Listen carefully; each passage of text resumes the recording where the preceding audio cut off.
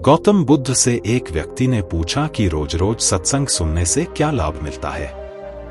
संगत का हमारे जीवन में काफी अधिक महत्व है। संगत सही रहेगी तो हमारे विचार सही रहेंगे, और विचार सही रहेंगे तो कर्म भी सही रहेंगे, और जीवन में सुख शांति बनी रहेगी। इसलिए सत्संग करते रहने की और अच्छा साहित्य पढ़ने की सलाह दी जाती है। सत्संग हमारे जीवन पर कैसे असर करता है, इस संबंध में गौतम बुद्ध की एक कथा प्रचलित है। बात उस समय की है जब गौतम बुद्ध काफी प्रसिद्ध हो चुके थे। वे रोज प्रवचन देते, जिन्हें सुनने के लिए काफी लोग पहुंचते थे। प्रवचन सुनने एक लड़का रोज आता था। वह गौतम बुद्ध की सारी बातें बहुत ध्यान से सुनता था। काफी दिनों तक प्रवचन सुनने के बाद एक दिन उस लड़के ने सोचा कि मैं प्रवचन तो रोज सुन रहा हूँ, लेकिन मेरे जीवन में कोई बदलाव नहीं आ रहा है। बुद्ध बातें तो अच्छी बताते हैं, लेकिन कुछ लाभ नहीं हो रहा है। मुझे इस बारे में बुद्ध से बात करनी चाहिए। अगले दिन वह लड़का बुद्ध से बात करने की इच्छा लेकर पहुंच गया। बुद्ध का प्रवचन शुरू हुआ और वे कह रहे थे कि अगर कोई व्यक्ति हम पर गुस्सा करता है तो वह हमसे ज्यादा खुद का नुकसान करता है। अगर हम भी दूसरे के गुस्से का जवाब गुस्से से ही देते हैं तो हम खुद का नुकसान कर लेते हैं।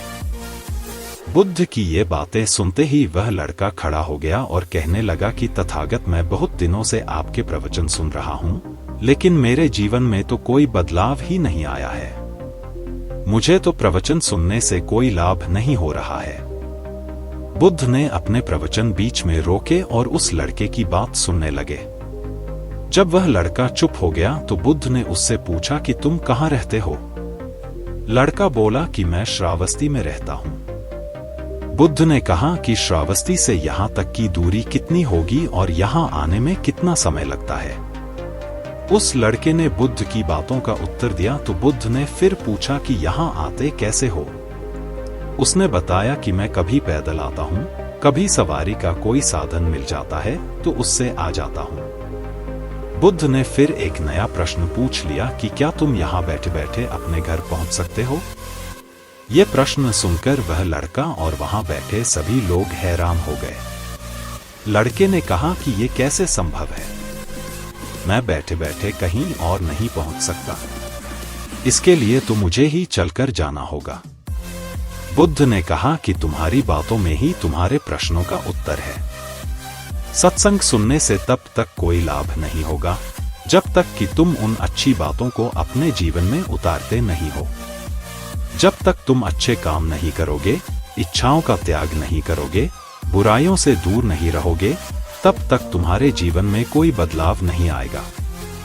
सिर्फ प्रवचन सुनने से, यहाँ बैठने से जीवन में कोई बदलाव नहीं आएगा। बुद्ध ने आगे कहा कि अगर तुम कोई अच्छा करना चाहते हो तो उसके लिए तुम्हें प्रयास करना होंगे, विचार करने से काम नहीं होगा। सत्संग में तुम्हें सही गलत बातों की जानकारी मिलती है, लेकिन उन्हें अपने जीवन में किस तरह उतारना है, ये तो तुम्हें ही तय करना होगा। तुम्हें प्रयास करने होंगे, तभी जीवन में सुख शांति और सफलता आएगी। सत्संग करते रहने से हमारी बुद्धि पवित्र रहती है और हमारा मन गलत बातों से बचा रहता है। अगर हम सत्संग नहीं करेंगे तो हमारे विचार भटक सकते हैं।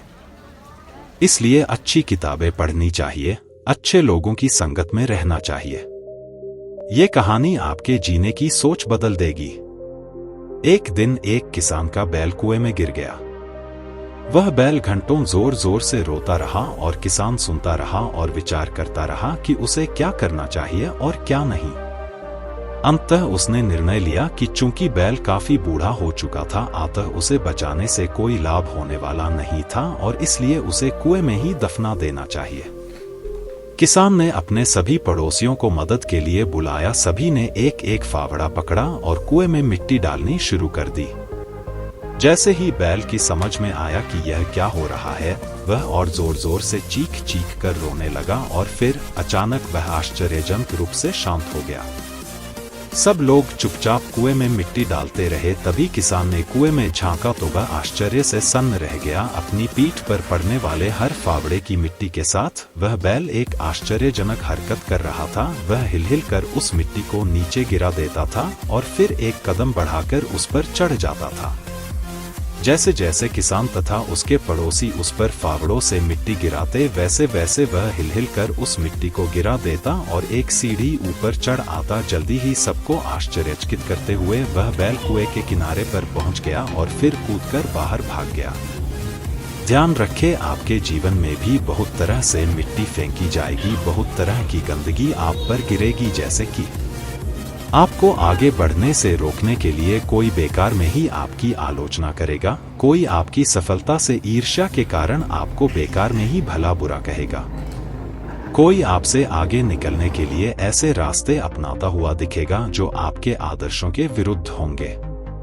ऐसे में आपको हतोत्साहित होकर कुएं में ही नहीं पड़े रहना है, बल्कि साहस के साथ हर तरह की गंदगी को गिरा देना है और उससे सीख लेकर उसे सीढ़ी बनाकर बिना अपने आदर्शों का त्याग किए अपने कदमों को आगे बढ़ाते जाना है।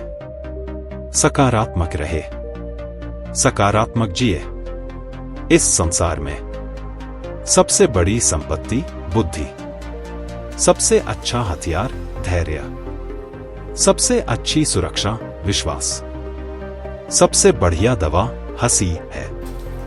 और आश्चर्य की बात की ये सब निशुल्क है। सोच बदलो, जिंदगी बदल जाएगी।